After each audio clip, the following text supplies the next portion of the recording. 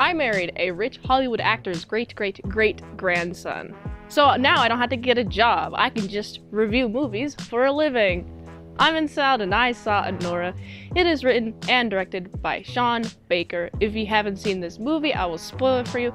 This is requested by a Patreon. If you'd like to fast track a movie review, patreon.com/ASEPresents. On with the review. This movie follows Anora, aka Annie. She's a 23-year-old strip club worker who works in Brooklyn, New York. And she works in a very specific area where there's a lot of Russians hanging out. Very important to the story. First of all, I like seeing the whole atmosphere, plus just seeing how the other girls interact with each other. There's a huge competitive thing happening here. We got rivalries between women, and there's an occurring rivalry like, oh, this woman over here, she's like a huge, terrible person, or she treats me wrong. They're calling each other names, just totally hating on each other, like women do in a competitive nature with other women. You know, just, it's fun. I like seeing it. And I also like seeing the types of people who come to the strip club, and the types of people who are regulars, too. Then, one night, Annie meets Vanya. Vanya specifically requests somebody who speaks Russian, not so good at English, but speaks Russian, and they hit it off, and he's like, oh yeah, I've had like a really fun time with you. And then they exchange numbers. And what's interesting is that Annie is the type of person, instead of just like sticking to the stripping thing, she's also, is it a hooker or escort? I think she does the role of both in this movie. So she's hanging out with Vanya. He has a ton of money. He comes from rich. He is loaded.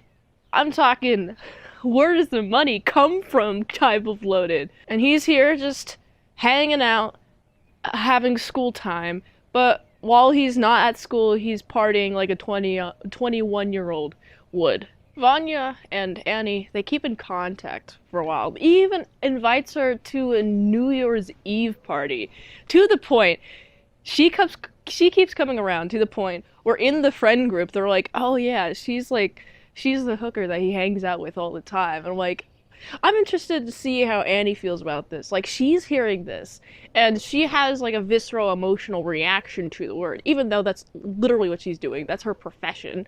But she's like, I'm not a whore. Ugh.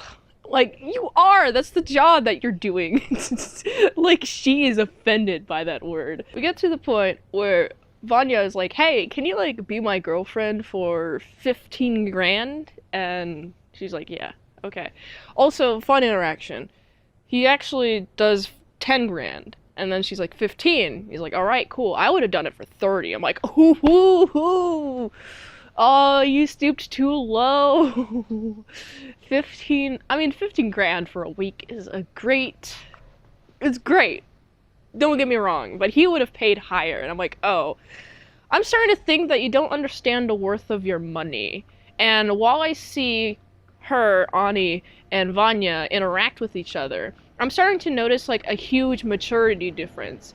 Obviously, Vanya, he comes from wealth. He's 21 years old. He's acting like a huge teenager. That's what he is. And then we have Annie over here. She is financially independent. She's come from a struggle. She's had to work a lot, pretty much. And so she's more mature. I'm also just thinking, lady, why are you aiming for people men specifically younger than you? In this age bracket, like, the 20s are really important for, like, the development of dudes, because they mature less fast than women do. So it's just like, lady, I get it. He's a highballer. But you actually were convinced that he loved you. And especially when he was like, oh man, I don't want to go to my parents' company and work there in Russia. I don't want to do any of that. I don't want to work at all. Do you want to marry? She's like, are you sure? He's like, yeah, I love you. I'm like, no, why did you believe him? Why? He's immature. He's clearly trying to run away from responsibility. And you didn't see, all you saw were a dollar sign. Cha-ching, cha-ching, and then they get married. get married in Vegas, and then she gets bought this like really nice like rabbit coat. I don't know what type of rabbit it is. It's a very nice fur coat in Vegas, which is really funny because Vegas is usually really hot no matter the time of the year. The lowest of lows it ever gets in Vegas is like 50s. It's that cold, which is not to say at all. And of course, after the news of their son marrying a hooker, his parents be like, "Hey, we're blowing your phone up. What are you doing? You're disrespecting her name. What is wrong with you? What's going on?" And so all these guys come, and these are like the men of like the family. It's interesting. There's like I think they're employed, obviously, but I like how the movie frames it as it's in Annie's perspective. These are some strange men going into the house, and she doesn't know these people, but Vanya does, and they're having like a big old emotional fight, like, let us in. He's like, no, I won't. And then they just force their ways in anyway.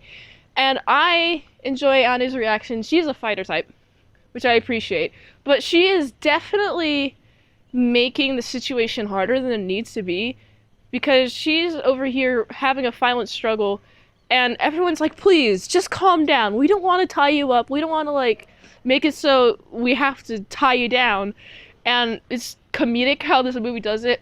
It's like one guy after the other. First is like, hey, Annie, can you just chill? And then she ends up, like, hurting them, and so that person has to tie him up. And then another person appears. He's like, why is she tied up? He's like, bro, have at it. You'll deal with it. And then that person's nose gets broken. And then the third person comes up and is like, why is she being tied up? You can't just defeat a little girl. He's like, bro, she broke our noses and other bodily parts. She is dangerous, okay? She's a fighter. Keep her locked up. I found that part of the movie to be really funny, and I enjoyed it. I like how the parents are very much like, hey, we're just going to get this annulled. And she's like, but I didn't sign a prenup, so we're gonna get a divorce. And they're like, well, you're just gonna have to do it, or else we're gonna really wreck you, because we have a lot of power. And I'm like, I don't want to mess with them. Part of me is like, she makes the right choice by just, like, going along with it. But I do like how she's like, Vanya loves me, and everyone's like, no, he doesn't. As soon as these men go into the house, and Vanya is able to just leave and bolts, he just bolts, just gone. Does not care about anybody, he's not talking to anybody. And so, I like how Annie goes with all these hench dudes to go find him. And I like just the interactions between Annie and everybody else, although she's really hostile. She's incredibly hostile. Some of these guys are just nice dudes.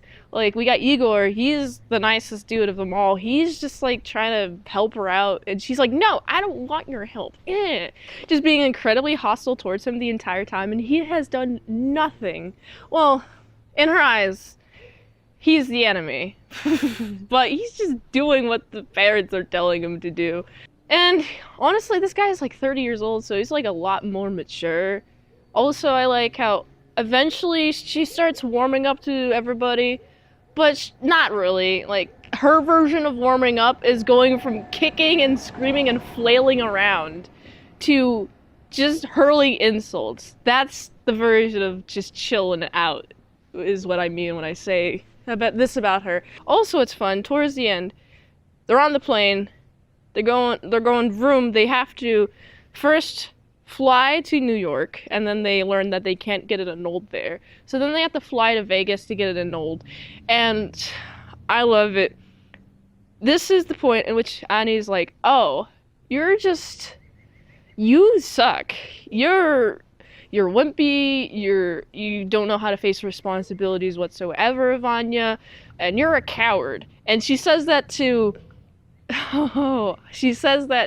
Vanya, like, right on the plane. Like, she also insults the parents and whatnot, but I love it. She's like, you're irresponsible, you run away from responsibilities. And, like, the mom's like, yep, she's got it. I'm like, oh yeah, this guy needs to mature, he needs to work. Oh man, this kid's like a teenager. A 21-year-old in a teenage body. That's not good at all. Is this what happens when you're just given a bunch of whatever you want for your entire life? I mean, he's at school, but he's being told, hey, you have to work now, and he's trying to avoid working. The end, we have Annie is sleeping in the house, Igor's there, and she's like, you're just like a rapist, right? He's like, no, I don't want to rape you. Okay, whatever, I don't care. And then she just like walks upstairs. It was some sort of weird form of flirting, I guess. I thought it was weird and strange, but adding the sexual implication to the mix when she hasn't at all the entire day makes me think that she wanted to bone him, and he's like, no, whatever. And so when he drives her home, they're just like parked in the snow, because it's New York and it snows, and they just start having sex. Well, she climbs on top of him, and she's like, I want to have sex, and he's like, what? What's going on? It's a weird time. But this is good. I like this ending because it shows her character growth. She was so focused on the money that she didn't at all care about like the maturity of the person spending the money. And then now she cares about the maturity of the person and like the shared experiences and is willing to have sex for free instead of having sex purely for money. And I liked that character development throughout the movie. Vanya sucks. I wish he would mature faster. It just shows his first interaction with her at a strip club. It's his first customer, but he is known to be like a big old whale.